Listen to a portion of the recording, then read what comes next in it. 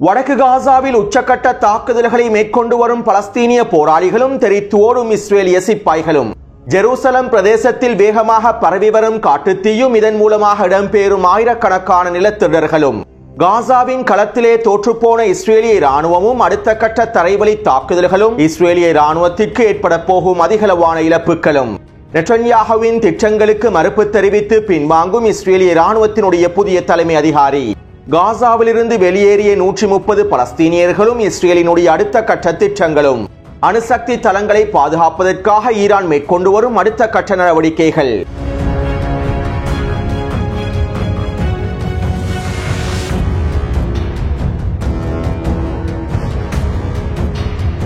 ஈரானினுடைய வெளியுறவுத்துறை அமைச்சர் Abbas Araghchi அவர்கள் சீனாவுக்கு விஜயம் செய்து சில முக்கியமான கலந்துரையாடல்களை மேற்கொண்டிருந்தார். வர்த்தகம், அணுசக்தி பிராந்தியத்திலே மேற்கொள்ளக்கூடிய வேலை திட்டங்கள் மற்றும் சீனாவுக்கும் ஈரானுக்கும் இடையிலான ஒப்பந்தங்கள் தொடர்பாகவும் இன்னும் சில முக்கியமான பாதுகாப்பு காரணங்கள் தொடர்பாகவும் இரு தரப்பினருக்கும் இடையில் கலந்துரையாடல்கள் மேற்கொள்ளப்பட்டிருப்பதாகவே தெரிவிக்கப்படுகின்றன.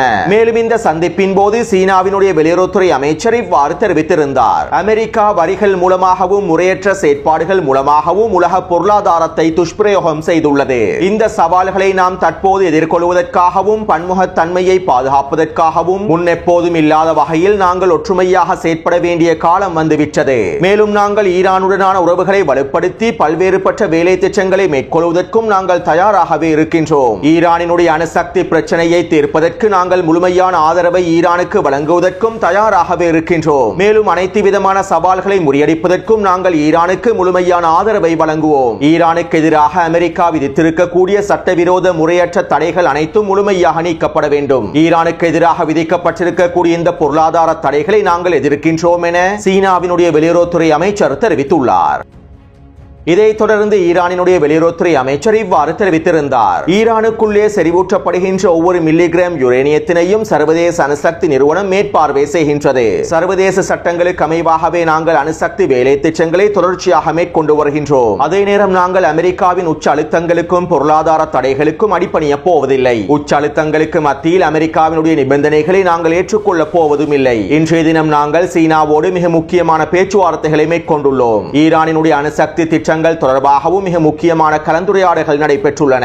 மேலும் 2025ஆம் ஆண்டானது சீனாவுக்கும் ஈரானுக்கும் கிடைத்திருக்கக்கூடிய ஒரு பொன்னான வருடமாகவே பார்க்கப்படுகின்றது. இந்த வருடத்திலே நாங்கள் சீனாவுடனான உறவுகளை வலுப்படுத்துவதற்கான அனைத்து விதமான வேலை திட்டங்களையும் வெற்றிகரமாக முடிப்போம் என ஈரானினுடைய வெளியுறவுத்துறை அமைச்சர் தெரிவித்துள்ளார். ஏற்கனவே ஈரானுக்கும் ரஷ்யாவுக்கும் இடையில் மிக முக்கியமான பாதுகாப்பு ஒப்பந்தங்கள் கைச்சாத்திடப்பட்டுள்ளன. ரஷ்யாவினுடைய மிக முக்கியமான கூட்டாளியாக ஈரான் உத்தியோகபூர்வமாக அங்கீகரிக்கப்பட்டுள்ளது. மேலும் ரஷ்யாவின் ஈரானிடதும் பாதுகாப்பு திட்டங்களிலும் ஒப்பந்தங்கள் மேற்கொள்ளப்பட்டுள்ளன. இப்படியான நிலைமையில் தற்போது ஈரான் சீனாவோடும் பல பாதுகாப்பு ஒப்பந்தங்களை மேற்கொள்வதற்கு தயாராகி உள்ளது. இது ஈரானினுடைய அடுத்த கட்ட இராஜதந்திர நகர்வுகளை எடுத்து காட்டுவதாகவும் அமெரிக்காவுக்கு எதிரான கூட்டணிகளை பலப்படுத்தும் வகையில் அமைந்திருப்பதாகவும் ஆய்வாளர்கள் சுட்டிக்காட்டியுள்ளார்கள்.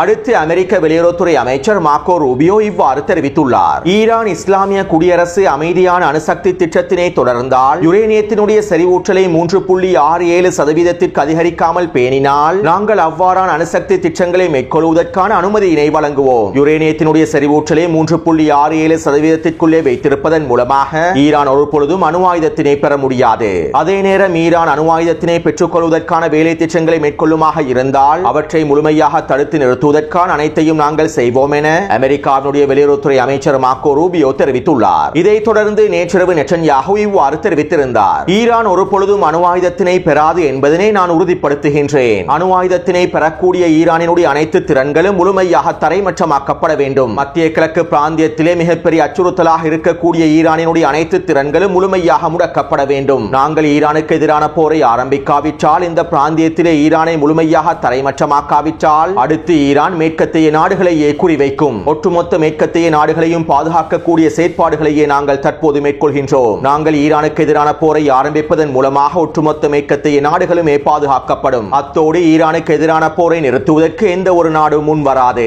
ஈரானுக்கு ஆதரவாக யாருமே களமிறங்க மாட்டார்கள். எந்த சந்தர்ப்பத்திலும் எங்களை யாராலும் தடுத்து நிறுத்தவே முடியாது. தேவைப்பட்டால் நாங்கள் தனியாக நின்று போராடுவோம் என நெட்டன்யாகு தெரிவித்துள்ளார். அதாவது ஈரானுக்கும் அமெரிக்காவுக்கும் இடையிலே நடைபெற்று வரக்கூடிய மறைமுகமான பேச்சுவார்த்தைகள் எந்த விதத்திலும் பயனளிக்கப் போவதில்லை என்பதில் நெட்டன்யாகு உறுதியாக இருக்கின்றார். மேலும் இந்த மறைமுகமான பேச்சுவார்த்தைகளை தோல்வியடைய செய்வதற்கான வேலை திட்டங்களையும் நெட்டன்யாகு மேற்கொண்டு வருகின்றார். அது மட்டுமல்லாமல் ஈரானுக்கு எதிரான போரை ஆரம்பிப்பதற்கான அனைத்து வேலை திட்டங்களையும் நெட்டன்யாகு தொடர்ச்சியாக மேற்கொண்டு வருகின்றார். அத்தோடு ஈரானுக்கும் அமெரிக்காவுக்கும் இடையிலான மறைமுகமான பேச்சுவார்த்தைகள் உடனடியாக நிறுத்தப்பட வேண்டும் என்றும் இந்த பேச்சுவார்த்தைகளினால் எந்தவிதமான பயனும் ஏற்பட போவதில்லை என்றும் டொனால்ட் ட்ரம்பினுடைய நிர்வாகம் அவசரமாக ஈரானுக்கு எதிரான போரை ஆரம்பிக்க வேண்டும் என்றும் அமெரிக்க ஜனநாயக கட்சியினுடைய செனட்டர் ஜோன் ஃபெட்டமன் தெரிவித்துள்ளார். அதாவது ஜோ பைடனின் கட்சியினர் டொனால்ட் ட்ரம்ப் அவசரமாக ஈரானுக்கு எதிரான போரை ஆரம்பிக்க வேண்டும் என உச்ச அழுத்தங்களை வழங்கி வருகின்றார்கள். அடுத்து வாஷிங்டனை தளமாக கொண்ட அறிவியல் மற்றும் சர்வதேச பாதுகாப்பு ஆய்வு நிறுவனம் அறிக்கை ஒன்றினை வெளியிட்டுள்ளது. ஈரான் நட்டான்ஸிலே இருக்கக்கூடிய யுரேனியம் செறிவூட்டல் ஆலையை பாதுகாப்பதற்கான வேலை திட்டங்களை ஆரம்பித்துள்ளது. இதற்காக இந்த யுரேனியம் ஆலைக்கு தெற்கு பிரதேசத்திலே ஒரு புதிய வலுவூட்டல் சுரங்க பாதையை அமைத்துள்ளது. மிகவும் ரகசியமான முறையில் பலமானதாகவே இந்த சுரங்க பாதை அமைக்கப்பட்டுள்ளது. அமெரிக்காவினாலும் இஸ்ரேலினாலும் நட்டான்ஸ் அணுசக்தி தளம் இலக்கு வைக்கப்படும் சந்தர்ப்பத்தில் குறித்த தளத்தினை பாதுகாப்பதற்காகவும் அங்கிருக்கக்கூடிய யுரேனியம் செறிவூட்டல்களை வலுவூட்டல்களை பாதுகாப்பதற்காகவும் ஈரான் இந்த ரகசியமான பாதைகளையும் சுரங்க பாதைகளையும் அமைத்துள்ளது. மேலும் குறித்த சுரங்க பாதைகள் மூலமாக யுரேனியம் செறிவூட்டலை நகர்த்துவதற்கும் திட்டமிட்டுள்ளது. இதனால் அமெரிக்காவினாலும் இஸ்ரேலினாலும் நட்டான்ஸ் அணுசக்தி தளங்களை உடனடியாக முழுமையாக அழித்துவிட முடியாது. மேலும் அமெரிக்காவினதும் இஸ்ரேலினதும் தாக்குதலுக்கு பிறகு ஈரான் அவசரமாக அணு ஆயுதத்தினை உற்பத்தி செய்வதற்கும் இந்த செயற்பாடுகளும் சுரங்க பாதைகளும் முழுமையான பலத்தை வழங்கும் என குறித்த ஆய்வு நிறுவனமானது அறிக்கைகளை வெளியிட்டுள்ளது.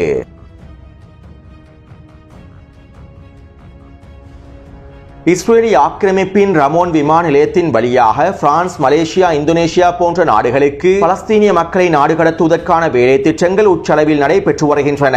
கடந்த 2 மாதங்களுக்குள்ளே காசாவிலிருந்து பலஸ்தீனிய மக்களை வெளியேற்றுவதற்கான எல்லாவிதமான நடவடிக்கைகளையும் இஸ்ரேலி ஆக்கிரமிப்பு மேற்கொண்டிருந்தது. இதற்காக உத்தியோகபூர்வமான நிர்வாக அலகுகளையும் இஸ்ரேலி ஆக்கிரமிப்பு அமைத்திருந்தது. இதன் ஆரம்பமாக கடந்த 3 வாரங்களுக்கு முன்பு 100 பலஸ்தீனியர்கள் இந்தோனேஷிய நாட்டிற்கு நாடு கடத்தப்பட்டிருந்தார்கள். அவர்களுக்கு தேவையான வேலை வாய்ப்புகள் உதவிகளும் முழுமையாக வழங்கப்பட்டிருந்தன.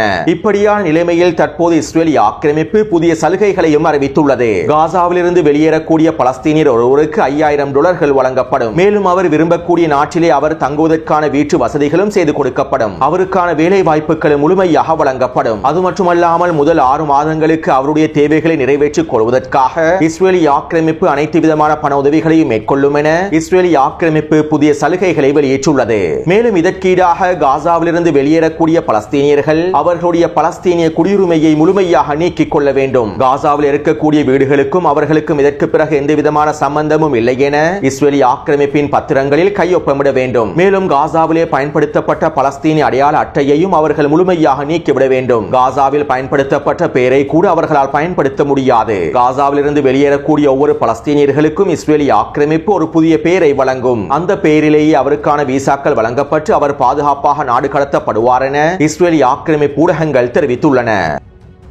மேலும் காசாவிலிருந்து வெளியேறுவதற்கு சம்மதத்தினை வழங்கியிருக்கக்கூடிய பலஸ்தீனிய மக்களுக்கான அனுமதி பத்திரங்களையும் இஸ்ரேலி ஆக்கிரமிப்பு ராணுவம் காசாவிலே ஹமாஸுக்கு எதிராக இருக்கக்கூடிய அரபு பழங்குடி குலத்தை பயன்படுத்தி விநியோகம் செய்துள்ளது.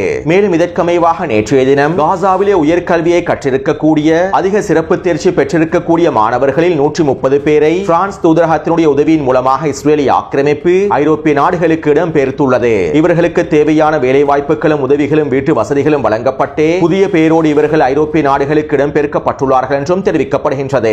அதே நேரம் நாங்கள் காசாவிலிருந்து வெளியேறப் போவதில்லை என்றும் காசாவை விட்டு வெளியேறக்கூடிய வேலை திட்டங்களுக்கு உதவக்கூடிய பலஸ்தீனியர்கள் நிச்சயமாக தண்டிக்கப்படுவார்கள் என்றும் மேலும் காசாவை விட்டு வெளியேறுவது பலஸ்தீனிய காரணத்திற்கு நாங்கள் செய்யக்கூடிய துரோகம் என்றும் காசாவில் இருக்கக்கூடிய அரபு பழங்குடி குலத்தை சேர்ந்த தலைவர்கள் அறிக்கைகளை வெளியிட்டுள்ளார்கள். மேலும் இஸ்ரேலி ஆக்கிரமிப்பின் இந்த வேலை திட்டங்களின் மூலமாக 10,000க்கும் குறைவான பலஸ்தீனிய மக்களை மாத்திரமே வெளியேற்ற முடியும். காசாவில் இருக்கக்கூடிய 20 லட்சத்திற்கும் அதிகமான பலஸ்தீனிய மக்கள் ஒரு பொழுதும் பலஸ்தீனிய காரணத்தினை விட்டுக் கொடுக்க மாட்டார்கள். இஸ்ரேலி ஆக்கிரமிப்பினால் இந்த வேலை திட்டங்களை முழுமையாக வெற்றிகரமாக மேற்கொள்ள முடியாது என்றும் காசாவில் இருக்கக்கூடிய பழங்குடி குல தலைவர்கள் தெரிவித்துள்ளார்கள்.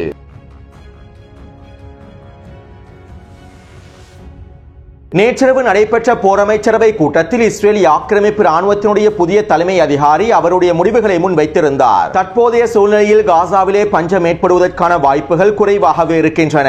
இன்னும் பல வாரங்களுக்கு காசாவுக்கான மனிதாபிமான உதவிகள் நிறுத்தப்பட்டாலும் காசாவிலே பஞ்சம் ஏற்படுவதற்கான வாய்ப்புகள் குறைவாகவே இருக்கின்றன. மேலும் காசாவிற்குள்ளே மனிதாபிமான உதவிகள் கொண்டு செல்லப்பட்டால் அந்த மனிதாபிமான உதவிகள் ஒரு பொழுதும் ஹமாஸினுடைய கைகளுக்கு செல்லாது. அதற்கான எல்லாவிதமான வேலை திட்டங்களையும் நாங்கள் முழுமையாக மேற்கொள்வோம். மனிதாபிமான உதவிகள் ஹமாஸினுடைய கைகளை சென்றடையாமல் இருப்பதற்கான எல்லாவிதமான வேலை திட்டங்களையும் நாங்கள் மேற்கொள்வோம். ஆனால் இஸ்ரேலிய ராணுவ சிப்பாய்கள் மூலமாக எங்களுக்கு காசா முழுவதும் உணவு விநியோகத்தினை மேற்கொள்ள முடியாது. இஸ்ரேலிய ராணுவத்தினை பயன்படுத்தி காசா முழுவதும் உணவு விநியோகத்தினை மேற்கொள்வதும் மனிதாபிமான உதவிகளை மேற்கொள்வதும் இஸ்ரேலிய ராணுவத்திற்கு மிகப்பெரிய இழப்புகளை ஏற்படுத்துவதற்கான வாய்ப்புகளை அதிகரிக்கும். மேலும் எங்களுடைய கைதிகளுடைய உயிர்களுக்கும் மிகப்பெரிய அச்சுறுத்தலை ஏற்படுத்தும். இதனால் நான் ஒரு பொழுதும் இஸ்ரேலிய ராணுவத்தினை உணவு விநியோகத்திற்காக பயன்படுத்துவதற்கான சம்மதத்தினை வழங்க மாட்டேன் என இஸ்ரேலிய ஆக்கிரமிப்பு போர் அமைச்சரவையில் அவருடைய முடிவுகளை முன்வைத்துள்ளார். இதைத் தொடர்ந்து நெட்டன்யாகுவின் அரசாங்க அமைச்சர்களும் வலதுசாரி அமைச்சர்களும் இஸ்ரேலிய ஆக்கிரமிப்பு ராணுவ தலைமை அதிகாரிக்கு எதிரான கோஷங்களை எழுப்பியிருந்தார்கள். காசாவிற்குள்ளே மனிதாபிமான உதவிகளை இஸ்ரேலிய ராணுவத்தினால் கொண்டு செல்வதன் மூலமாகவே எங்களுடைய கைதிகள் தொடர்பான உளவு தகவல்களை பெற்றுக்கொள்ள முடியும் என்றும் குறிப்பிட்டிருந்தார்கள். அத்தோடு இன்றிரவும் குறித்த விடயம் தொடர்பாக போர் அமைச்சரவையில் பேச்சுவார்த்தைகள் நடைபெற இருப்பதாகவும் இஸ்ரேலிய ஆக்கிரமிப்பு ஊடகங்கள் தெரிவித்துள்ளன.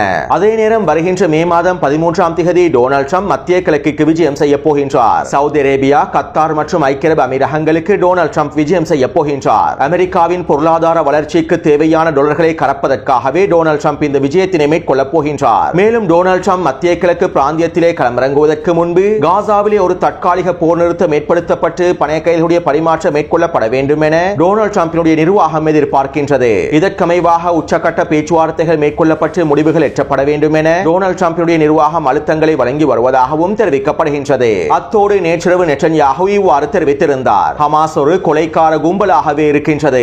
அவர்கள் ஹிட்லரின் கொள்கைகளை பின்பற்றக்கூடியவர்கள். மேலும் எங்களை அழிக்கக்கூடிய ஹமாஸை நாங்கள் ஒரு பொழுதும் விட்டு வைக்கப் போவதில்லை. காசாவிலே இராணுவ அழுத்தத்தினை அதிகரித்து உச்சகட்ட தரைவழி தாக்குதல்களை அதிகரித்து ஒட்டுமொத்த காசாவிலிருந்தும் ஹமாஸை முழுமையாக நீக்கி எங்களுடைய பணைய கைதிகளையும் மீட்டெடுப்போம் என நெட்டன்யாகு தெரிவித்திருந்தார்.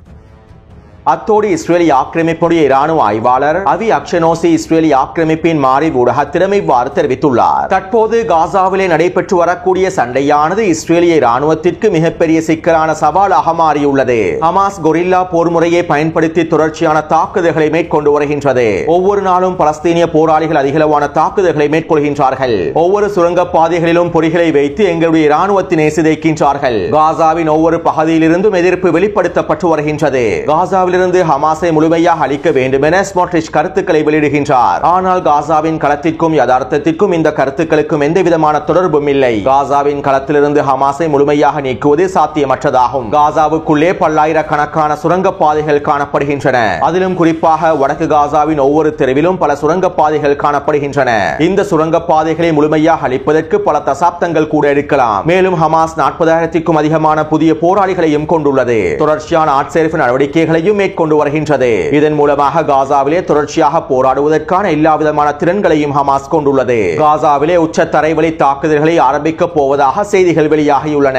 உண்மையிலேயே இந்த முடிவானது முட்டாள்தனமான முடிவாகும். இதற்கு பிறகும் காசாவிலே தரைவழி தாக்குதல்களை மேற்கொள்வது இஸ்ரேலிய ராணுவத்திற்கு மிகப்பெரிய இழப்புகளையே ஏற்படுத்தும். இந்த இழப்புகள் ஒட்டுமொத்த இஸ்ரேலிய ராணுவத்தினையும் பலவீனப்படுத்திவிடும் என இராணுவ ஆய்வாளர் அவி அஷ்கனாசி தெரிவித்துள்ளார். அடுத்து நேற்று மாலையிலிருந்து டெல் அவீவின் தெற்கு பிரதேசத்திலும் ஜெருசலத்தினுடைய மேற்கு பிரதேசத்திலும் காட்டுத்தீ பரவல் அதிகரித்துள்ளது. இதனால் குறித்த பிரதேசங்களில் இருக்கக்கூடிய 10,000க்கும் அதிகமான நிலத்தொடர்கள் இடம்பெயர்ந்திருப்பதாகவும் தெரிவிக்கப்படுகின்றது. மேலும் இந்த காட்டுத்தீயின் மூலமாக 15க்கும் அதிகமான நிலத்தொடர்கள் படுகாயமடைந்திருப்பதாகவும் குறிப்பிடப்படுகின்றது. மேலும் இந்த காட்டுத்தீயை கட்டுப்படுத்த முடியாவிட்டால் அண்டை நாடுகளின் உதவிகளை பெற்றுக் கொள்வதற்கும் நாங்கள் தயாராக இருக்கின்றோம் என நெட்டன்யாகு தெரிவித்துள்ளார். அடுத்து இன்று காலையிலிருந்து வடக்கு காசாவினுடைய பெய்ட்ஷனூன் பிரதேசத்திலும் சுஜையாவின் கிழக்கு பிரதேசத்திலும் தூஃபா பிரதேசத்திலும் பலஸ்தீனிய போராளிகள் உச்சக்கட்ட வீரியமான தாக்குதல்களை மேற்கொண்டு வருகின்றார்கள். இஸ்ரேலிய ஆக்கிரமிப்பு ராணுவம் நிலை கொண்டிருக்கக்கூடிய பகுதிகளை சுற்றி வளைத்து அதிக எண்ணிக்கையில் களமிறங்கி இருக்கக்கூடிய பலஸ்தீனிய போராளிகள் உச்சக்கட்ட துப்பாக்கிச்சூடு தாக்குதல்களையும் யாசின் ஏவுகணை தாக்குதல்களையும் மேற்கொண்டுள்ளார்கள். இதற்கமைவாக இன்று மாலை சுஜையாவின் கிழக்கு பிரதேசத்திலே மெர்காவா போர்த்தாங்கி வாகனம் ஒன்று இலக்கு வைக்கப்பட்டிருப்பதாகவும் அதனோடு வந்த படைகளும் கொத்தாக அளிக்கப்பட்டிருப்பதாகவும் தெரிவிக்கப்படுகின்றது. இந்த இந்த தாக்குதலில் மாத்திரம் 15க்கும் அதிகமான சிப்பாய்கள் கொல்லப்பட்டும் படுகாயமடைந்திருப்பதாகவும் தெரிவிக்கப்படுகின்றது. அது மட்டுமல்லாமல் ஸ்னைப்பர் தாக்குதல் மூலமாக இஸ்ரேலிய ஆக்கிரமிப்பு கட்டளை தளபதி ஒருவரையும் தட்டி தூக்கியுள்ளார்கள். மேலும் தூஃபாவின் கிழக்கு பிரதேசத்திலே நிலை கொண்டிருக்கக்கூடிய இஸ்ரேலிய படைகளை இலக்கு வைத்து மோட்டார் குண்டு தாக்குதல்களை மேற்கொண்டுள்ளார்கள். அதே போன்று ரஃபாவின் கிழக்கு பிரதேசத்திலே இன்று மாலை மோட்டார் குண்டு தாக்குதல்களை மேற்கொண்டுள்ளார்கள். மேலும் ரஃபாவின் கிழக்கு பிரதேசத்திலே ஒரு வீடொன்றில் பதுங்கியிருந்த இஸ்ரேலிய சிப்பாய்களை சுற்றி வளைத்து யாசின் ஏவுகணை தாக்குதல்களை மேற்கொண்டுள்ளார்கள். எனவே காசா முழுவதும் பலஸ்தீனிய போராளிகள் வீரியமான தாக்குதல்களை மேற்கொண்டு வருகின்றார்கள்.